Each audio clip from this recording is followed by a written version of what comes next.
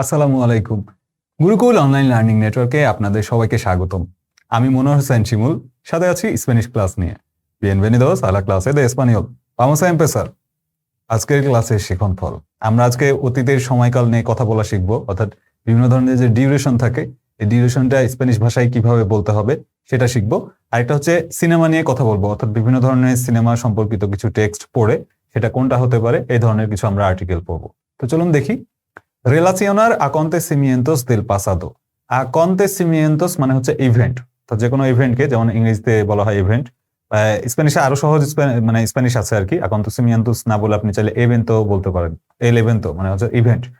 acontecimientos বলাটা সুন্দর আর কি। del pasado অর্থাৎ পাস্টে ঘটে যাওয়া এমন কোনো ইভেন্ট নিয়ে কথা বলতে হবে বা রিলেট করতে হবে। যেমন হচ্ছে se casaron, আমরা জানি casarse মানে হচ্ছে টু গেট ম্যারিড, তো se casaron en 1997, অর্থাৎ তারা 1997 সালে বিয়ে করেছিল। y 3 años después se divorciaron, এবং 3 বছর পরে, মানে বিয়ে করে 3 বছর পরে, después যেহেতু আছে 3 años después, বিয়ের 3 বছর পরে se divorciaron, তারা ডিভোর্স করে ফেলে বা তাদের ডিভোর্স হয়ে গেছে। তারপরে দেখি acabó el curso en julio, অর্থাৎ acabó, এই যে দেখেন এখানে কিন্তু ওয়ের উপর একটা টান আছে, তাহলে বুঝতে হবে যে থার্ড পারসন সিঙ্গুলার নাম্বার নিয়ে কথা বলা হচ্ছে, অর্থাৎ এল বা এয়া, অর্থাৎ সে হচ্ছে জুলাই মাসে কোর্স কমপ্লিট করে ফেলেছে, শেষ করে ফেলেছে। আকাবার মানে হচ্ছে টু ফিনিশ বা টু টার্মিনেট। তো acabó el curso en julio y al mes siguiente encontró trabajo, এবং পরের মাসেই সে হচ্ছে চাকরি পেয়ে গেছিল, অর্থাৎ জুলাই মাসে সে কাজ শেষ করেছে, অগস্টেই সে কাজ পেয়ে গেছে। তো al mes siguiente, তো এখানে বুঝতে পারছেন রিলেশনার অর্থাৎ রিলেট করা, যে একটা ঘটনা পাস্টে ঘটে গেছে এবং তারপর পরে আরেকটা যে ঘটনা ঘটেছে এটা কিভাবে রিলেট করতে হয়। এই জন্য আমরা দেখলাম দুইটা ওয়ার্ড আছে, একটা হচ্ছে después আর একটা হচ্ছে al mes siguiente বা siguiente, el siguiente বা যে পরের ইয়াতে আর কি, ফলোইং যেটাকে আর বলে, যে in the following month he got a job, এরকম। তারপর এটা দেখি hablar de la duración, অর্থাৎ ডিউরেশন নিয়ে কথা বলা। vivo en Santander desde febrero, এই যে এখানে vivo আছে কিন্তু ওর উপর কিন্তু কোনো টান নাই। vivo মানে হচ্ছে আই লিভ, অর্থাৎ yo vivo en Santander, আমি সান্তান্দার শহরে বাস করি, desde febrero, ফেব্রুয়ারি থেকে, desde febrero অর্থাৎ ফেব্রুয়ারি থেকে, যে ডিউরেশন। তো ডিউরেশন অর্থে আপনি desde hasta এই শব্দগুলো ব্যবহার করতে পারবেন। পরেরটা দেখি hasta আছে, estuve en casa de Alfredo hasta las 6 de la tarde, তো আমি হচ্ছে যে আলফ্রেডোর বাসায় ছিলাম যে সন্ধ্যা 6টা পর্যন্ত। এই যে las 6 de la tarde মানে হচ্ছে সন্ধ্যা 6টা, তো আমি সন্ধ্যা 6টা পর্যন্ত হচ্ছে estuve en casa de Alfredo, অর্থাৎ আলফ্রেডোর বাসায় ছিলাম। Trabajé en un periódico de 1996 a 1998, de আর আ, এই যে de আর আছে, অর্থাৎ আমি 1996 থেকে 98 সাল পর্যন্ত একটা নিউজ পেপারে কাজ করেছি। Trabajé en un periódico অর্থাৎ নিউজ পেপার। তো এখানে দেখেন ব্র্যাকেট দিয়ে দেওয়া আছে del 97 al 96 al 98, অর্থাৎ আপনি যদি শুধু 96 98 এভাবে সাল বলেন, অর্থাৎ 1900 না বলেন, তাহলে আপনাকে del আর আল এটা ব্যবহার করতে হবে। কিন্তু আপনি যদি 1900 ব্যবহার করেন তাহলে কিন্তু শুধু দে আর আ, অর্থাৎ আর্টিকেল এল আসবে না।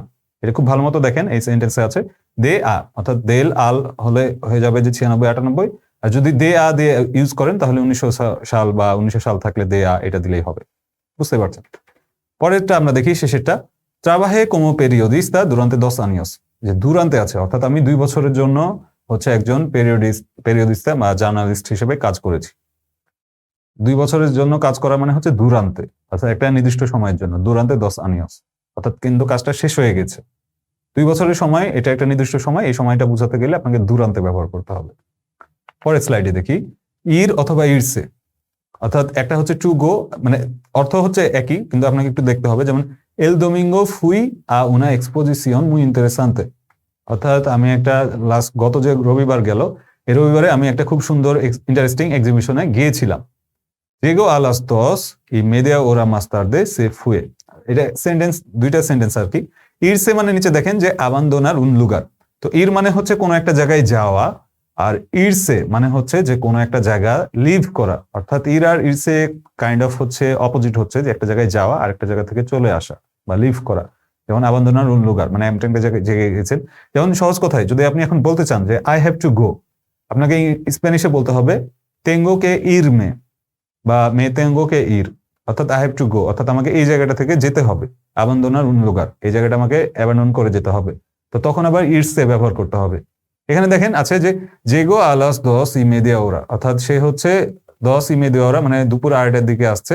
দেরি করে, মাস তাড়াতে, অর্থাৎ 2.5 ঘন্টা দেরি করে আসছে, সে ফুয়ে, সে চলে গেছে, মানে সে চলে যাওয়ার পরে হচ্ছে সে দেরি করে আসছে আর কি।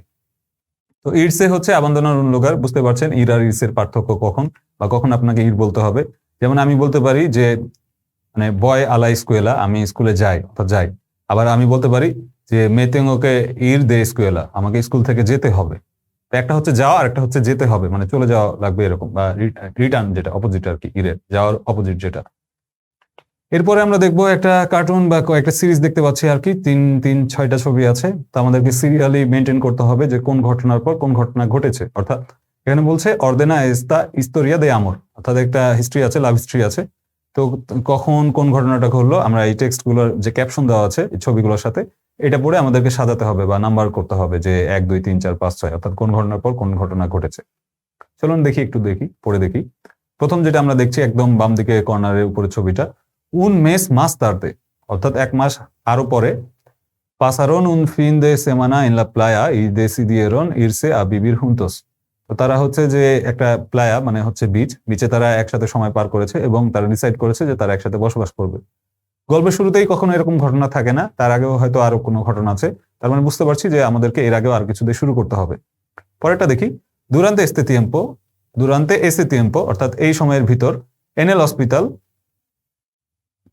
অর্থাৎ হসপিটালে, রোসা সে ইসো মুই আমিগা দেল ডক্টর উরকিহো এল মেডিকো দে আলেক্স। তো রোসা যে মেয়েটার নাম, বুঝতে পারছি যে মেয়েটার নাম হচ্ছে রোসা, সে হচ্ছে যে ডাক্তার উরকিহোর সাথে খুব মানে বন্ধুত্ব স্থাপন করে ফেলেছে, মানে তার ভালো সম্পর্ক হয়ে গেছে।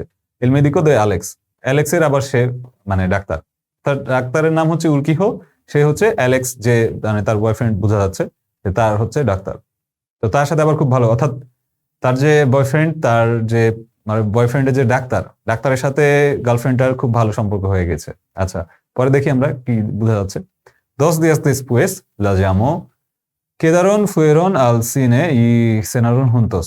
তো বলছে যে 2 দিন পরে তারা হচ্ছে মানে ছেলেটা মেয়েটাকে ফোন দিয়েছে, লা ল্যামো মানে হচ্ছে যে তাকে মেয়েটাকে ফোন দেওয়া হয়েছে, এবং তারা হচ্ছে যে বাইরে একসাথে খেতে গেছে, ঘুরতে গেছে, মানে হ্যাং আউট করছে বা ডেটে গেছে আর কি।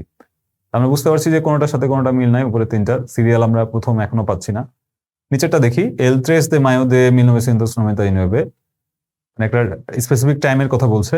Alex conoció a Rosa en una discoteca. তো অ্যালেক্স একটা ছেলে, সে হচ্ছে রোসার সাথে পরিচয় হয় একটা ডিস্কো বা বারে। সে enamoraron a primera vista, তার প্রথম লাভ এট ফার্স্ট সাইট আর কি। পরেটা আচ্ছা দেখি, আচ্ছা এটা প্রথম টেক্সট হতে পারে আমাদের, অর্থাৎ আমাদের যদি সাজাতে হয় তাহলে দেখা গেল যে রিঅ্যারেঞ্জ করতে গেলে এইটা প্রথমে আসতে পারে। বাকি দুইটা দেখে নিই কি অবস্থা। El 8 de junio de 1999, অর্থাৎ আরেকটা specific date, Alex tuvo un accidente, perdió la memoria y se quedó 2 años en coma en un hospital. তো অ্যালেক্স হচ্ছে একটা অ্যাক্সিডেন্ট হয়, সে কোমাতে চলে যায় এবং 2 বছর পর সে কোমা থেকে ফেরত আসে, মানে একটা বাজে ঘটনা ঘটেছে। আচ্ছা যাই হোক, দেখি পরেরটা কি অবস্থা। En 2001, un día Rosa fue al hospital con su amiga Beatriz. Ese día Alex finalmente se despertó y cuando vio a Beatriz se enamoró de ella. যেটা হয়েছে যে রোসা মানে তার যে ছেলেটা অ্যালেক্সের যে গার্লফ্রেন্ড ছিল, তার সাথে আবার তার একটা মেয়ে ফ্রেন্ড ঘুরতে গেছে, মানে ফ্রেন্ডই ঘুরতে গেছে আর কি। তো ওইখানে যখন আবার ওই ঘুম থেকে অর্থাৎ কোমা থেকে উঠেছে, তখন ও আবার ওর ফ্রেন্ডের সাথে প্রেমে পড়ে গেছে, মানে অপোজিট হয়ে গেছে, যে অ্যালেক্সের যে ডাক্তার ছিল, ডাক্তারের প্রেমে পড়েছে ওই তার যে গার্লফ্রেন্ড ছিল। আবার অ্যালেক্স যখন কোমা থেকে উঠেছে, তখন তার সে যে মেয়েটাকে দেখেছে আর কি, মানে তার গার্লফ্রেন্ডের সাথে আসছিল, সে তো ভুলে গেছে যে ও তার গার্লফ্রেন্ড ছিল, যেহেতু মেমোরি লস হয়ে গেছে। ও আবার ওর প্রেমে পড়ছে, মানে কাহিনী একদম অপোজিট হয়ে গেছে। তো এখানে বুঝতে পারছেন খুব মজার একটা ইন্টারেস্টিং কাহিনী আছে, যেটা আমাদের পড়াশোনা বা শেখার ক্ষেত্রে খুব গুরুত্বপূর্ণ আর কি। রিয়েল লাইফে এরকম ঘটনা ঘটে থাকে আর কি। তো যাই হোক, আমাদের প্রথমে যে টেক্সটটা আসবে এল 3 de mayo, একদম কোনায়, অর্থাৎ সেকেন্ড লাইনের যে কোনায় যে ছবিটা দেখছি, এটা 1 নাম্বার শুরু হবে। পরে যেটা হতে পারে যে 2 días después la llamó, অর্থাৎ 2 দিন পরে সে তাকে কল দিয়েছিল, এটা 2 নাম্বারটা হবে। তারপরে যেটা হবে যে 3 number un mes más tarde, অর্থাৎ 2 দিন পর তারা ডেটে গেল, আবার 1 মাস পরে তারা ডিসাইড করলো যে তারা একসাথে থাকবে, অর্থাৎ একদম কোনায় বাম দিকে যে কোনায় প্রথম ছবিটা আছে, 3 নাম্বার গেল। এরপরে যেটা আছে যে অ্যাক্সিডেন্টের যেটা, অর্থাৎ ওই যে এল 8 de junio, একদম শেষের লাইনে যে মাঝখানের ছবিটা, এটা হবে 4 নাম্বার। তারপরে যেটা হবে যে 5 নাম্বারটা durante ese tiempo en el hospital, অর্থাৎ হসপিটালে রোসা যে মানে ডাক্তারের সাথে যে দেখাটা হয়েছিল। আর শেষেটা হবে একদম শেষের যে ছবিটা। এভাবে আমরা এটা মেনটেন করতে পারবো বা বুঝতে পারছি। যাক, মজার একটা ঘটনা পড়লাম আমরা। এরপরে আরেকটা টেক্সট দেখি। Le este breve historia del cine español y elige uno de los títulos de la derecha para cada párrafo.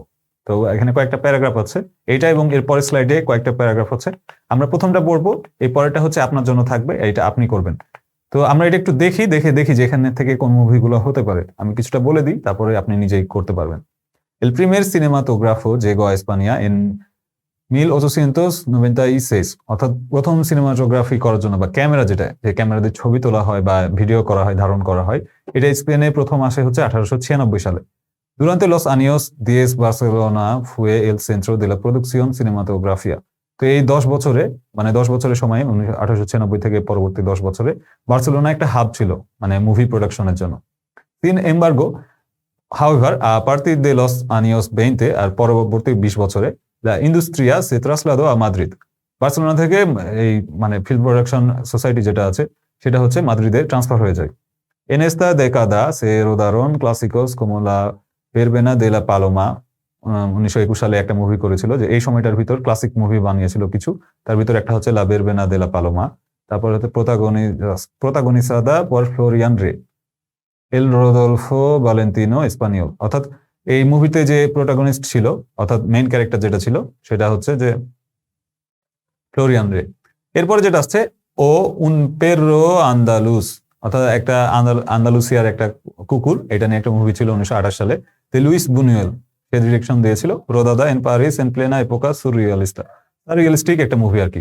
অনেকেই আপনারা জানেন সাররিয়ালিজম কি বা কি ধরনের কনসেপ্ট, তাইলে আপনারা এটা গুগল করে জানতে পারেন, খুব মজার একটা টপিক আছে এবং এটা নিয়ে অনেক আর্ট কালচার বা মানে খুব একটা সুন্দর একটা ইডিওলজি আর কি। পরে যে টেক্সটটা আমরা দেখবো, কনলা জেগাদা দেল সিনে সনোরো, অর্থাৎ সাউন্ড সিস্টেম যখন আসলো, এমপেসো উনা এপোকা দোরাদা, গোল্ডেন একটা এজ চলে আসলো। কন পেলিকুলা কোমো নোবলেসা বাতুররা ও ডন কুইন্টিন এল আমার্গো, অর্থাৎ এই কয়েকটা মুভি হচ্ছে ওই গোল্ডেন এজে চলে আসছিল আর কি। আম্বাস দে 1935, দুইটাই হচ্ছে 1935 সালে রিলিজ করা হয়। ই con actores como Imperio Argentina ও আনগেলিলিও La Guerra Civil, অর্থাৎ La Guerra Civil যেটা একটা ছিল, সরি এটা না, মানে দুইটা মুভির কথা বলছে আর কি, নোবেল বারবেরা এই ডন কুইন্টিন এল আমারাগো, অর্থাৎ এই দুইটা মুভি একই সময়ে রিলিজ পায়। como Imperio Argentina ও আনগেলিও, এই এরকম ফেমাস অ্যাক্টররা তখন এটাতে শুট করেছিল।